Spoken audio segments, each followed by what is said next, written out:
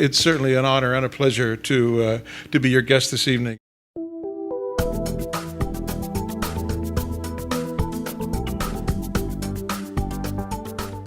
I did want to begin with something fundamental, and it's really the reason why I'm so delighted to be able to reciprocate at least a little bit for the Sasakawa Peace Foundation, because they're playing an increasingly important role in filling a dangerous void created by years of Japan's self-marginalization in Washington, D.C. I referred to a terribly self-defeating series of actions which began 20 years ago with the ill-fated decision to shut down the Japan Economic Institute in D.C. Every day, JEI sent out a series of sophisticated, in-depth studies and commentaries on all aspects of Japan and the U.S.-Japan relationship, and in so doing reminded everyone in Washington, the administration, Capitol Hill, journalists, think tanks, reminding them every day why Japan is important and what we're doing together in Asia and the world. More recently, the Keidanren made the still incomprehensible decision to close down its Washington and Manhattan offices, and thus, among other things, to end an invaluable series of regular programs with speakers from the government, from academia, other think tanks, other major players in the U.S.-Japan relationship to an audience of their peers. So this cumulative self-marginalization over the years, unfortunately, was also mirrored by an increasing sense of futility, even estrangement between the two governments, especially at the White House Kantai level, despite the valiant efforts of key players of the Gaimusho, the State Department, and the Trade and Finance Ministries, who really in many ways became the public face of Japan. And my point in beginning with all this gloom is that the self-marginalization trap is self-reinforcing, since American ignorance leads to a lack of understanding, which leads to a lack of sympathy, and all too often, anger. And a byproduct of that anger is a nagging sense in Washington that while we all know the importance of Japan, despite the self-marginalization, we just don't have much faith in Japan anymore. And that's not a good thing in an alliance partner.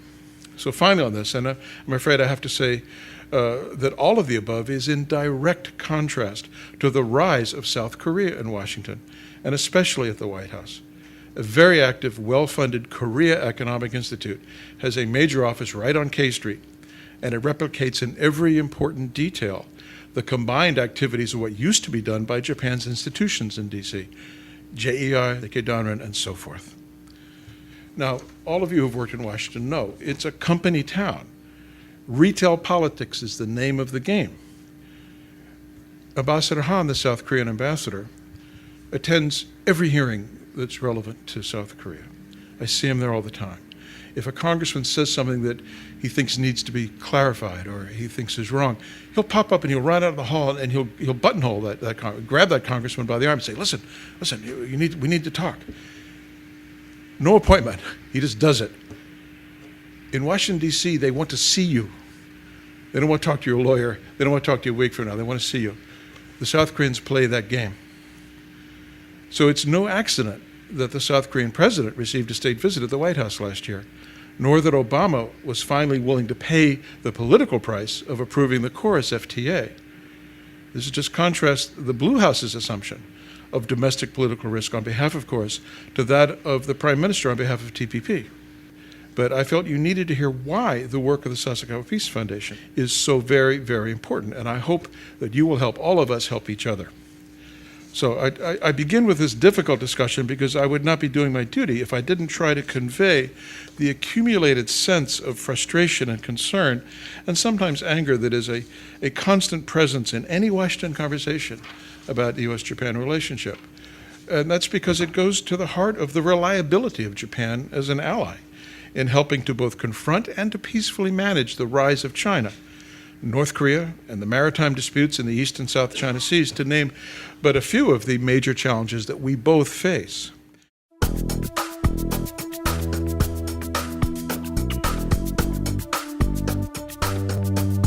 Let's use the recently announced Obama administration pivot to Asia as a paradigm or a model for discussion and fit the many involved elements into that framework. Now, Obama and his team were signaling that they understood the complaint from many Asians, and not just Japan, that the Bush people only cared about cooperation in the war on terror and what were you doing to lean on North Korea. But in 2008, as now, today, to be accurate, the primary focus of American strategic and diplomatic force was on the Middle East and South Asia. The U.S. trade and economic story, of course, has been quite different in terms of requiring a pivot. If you ask any business person about a pivot to Asia, they'll say, what are you talking about? We never left. We've been here for years. We're still here. We're still focused on the future. So, come on. But they say this with one exception. All during Bush and for the first year of Obama, both business and diplomatic friends would admit that even cabinet-level visits are not a substitute for seeing the president himself at major meetings and events. And further, not just seeing the president in Tokyo, Seoul, or Beijing, as happened at the end of Obama's first year, but having Obama's personal touch extended to Southeast Asia and its regional economic and strategic institutions. Now, if the business economic reaction to the pivot seems obvious, you may be surprised at how professional defense and military people privately react when reading the often hyperventilating statements of Chinese officials, especially the PLA. I think the way Obama and other U.S. officials have articulated future plans to refocus military resources to Asia has been misleading because it omits appreciation of the already robust U.S. military presence. The fact is that nothing has changed or is likely to change for the time being. So I think the argument that the angry claims from China that the U.S. is laying out forces implicitly to contain China is factually incorrect. For a start, but more importantly, if it's the genuine assessment of the Chinese leadership and not just propaganda, that tells us that China fundamentally misunderstands U.S. policy towards China and Asia. The fact is, U.S. policy hasn't changed since the end of the Vietnam War, and toward China it hasn't changed in any negative way since the Nixon-Kissinger drama of 1972. U.S. policy then and to this minute is to find every possible way to help China successfully integrate into the Asia and world economic and strategic community via engagement with the PRC as a partner when possible, and otherwise as a friendly competitor which plays by the rules. Now, let's back up to the start of the Obama administration and look at how the important buzzword engagement was seen in practical terms. During the campaign, Obama and his surrogates outlined a policy of outreach, engagement, with the goal of seeking stability through dialogue and peaceful resolution of issues with China, Iran, North Korea, and other difficult relationships around the globe. Then, as now, conservative and Republican tough guys criticize Obama for being naive, and some even accused him of advocating appeasement. With China, Obama came in seeking cooperation across the board, but his first year proved genuinely difficult, as Beijing was in a triumphalist mode. It thought it was the big winner in the world financial crisis, and the decline of the U.S. was rapid and increasing. So there was an increase in confrontation in the Yellow and South China Seas. The JCCT and SNED are acronyms for the cabinet presidential level annual meetings that are intended to smooth the working relationship, but it was pretty tough that first year. Now, Obama's North Korea policy began on a different note, although the same bottom line: work for stability, not crisis. But with the DPRK, Obama was determined to stay in virtual lockstep with the newly elected conservative, relatively hardline president Lee Myung-bak. Obama understood the history of North Korea, taking advantage of splits in policy and cooperation between Washington and Seoul.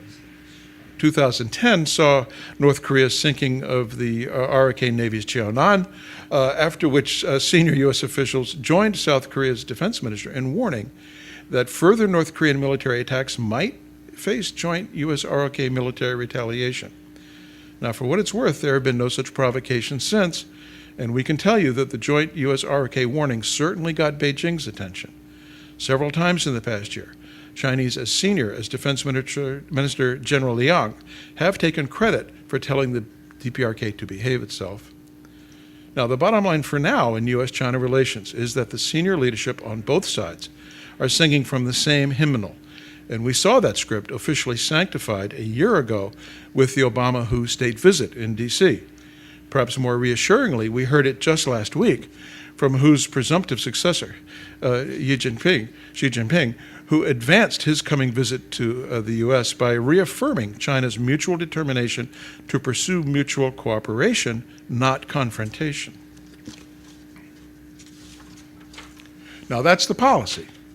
But of course, Chinese and many commentators who should know better sometimes confuse policy with various strategies which may help compose a policy, most conspicuously the need to hedge in case positive approaches and goals don't work. It's also difficult for China to accept that its own behavior in the South China Sea, around the Senkakus at all, has reinforced the containment theme, not just for us, but for many allies and trading partners throughout Asia, especially Japan. In fact, it was the pattern of aggressive Chinese naval and paramilitary ship activities in recent years which compelled the U.S. to focus more on the potential containment side of the policy equation than at any time since the Vietnam War. Officially, the PRC remains in denial about cause and effect. And to this day, you will hear that Beijing had no problems with anybody in Southeast Asia until Secretary of State Clinton's remarkable confrontation with China's foreign minister at the ASEAN Regional Forum in Hanoi in 2010. Well, in fact, Clinton's speech came in response to a universal buildup of requests from regional allies and trading partners. I'd argue Hillary's was the real start of Obama's Asia pivot, and that was 2 years ago. The U.S., Japan, and the ROK have tried and so far failed to convince China that current DPRK behavior is itself an unstable situation and therefore inherently a threat to the main Chinese strategic concern, and that genuinely enforced international sanctions could combine with Kim family mismanagement to hasten the collapse of North Korea, the very thing China hopes to avoid. Well, the obvious solution that the U.S., China, Japan, and South Korea offer the Kim family regime sufficient inducements that it agrees to give up its nuclear weapons programs, and its long-range nuclear missile program in return for an end to sanctions and cooperation to integrate the DPRK into the regional economy as a non-nuclear state. That's the obvious solution. Finally, nearly every expert on North Korea will concede that for the Kim family regime, the model for what would happen to them if they ever really allowed the start of Chinese or even Vietnamese-style economic reform would be what happened to Ceausescu in Romania. Up against the wall, brothers. So will this new leader, this young man, have the vision or the capability of changing direction? Or must he risk carrying out further provocations for whatever reasons, now that the U.S. and the ROK have hinted that a joint military retaliation may be at stake? That threat certainly got China's attention. Whether Pyongyang takes it seriously remains to be seen. Hopefully we won't find out.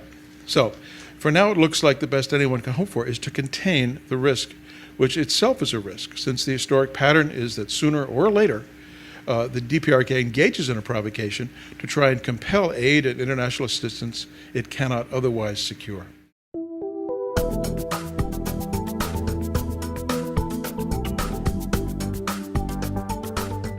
So that brings us to the Fatenma problem, since if nothing else, the most likely employment of U.S. military assets on that island, as on the home islands, would be in a Korean Peninsula crisis.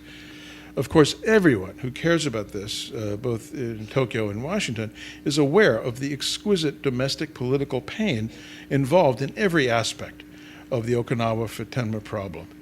But while only an impolite scribbler like myself is likely to admit it, our basic take, the American basic take is, come on, who cares? Don't you understand why the U.S. still has bases in Japan damn near 60 years after the end of the Korean War?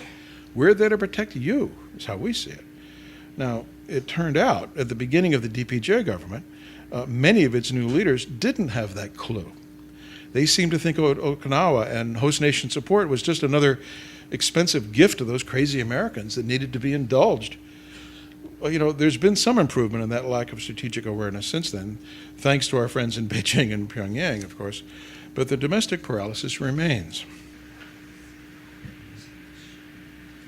as it does on TPP. I would say that while it's not true the U.S. does not want Japan in TPP, ideally it would be hugely important. Of course we do.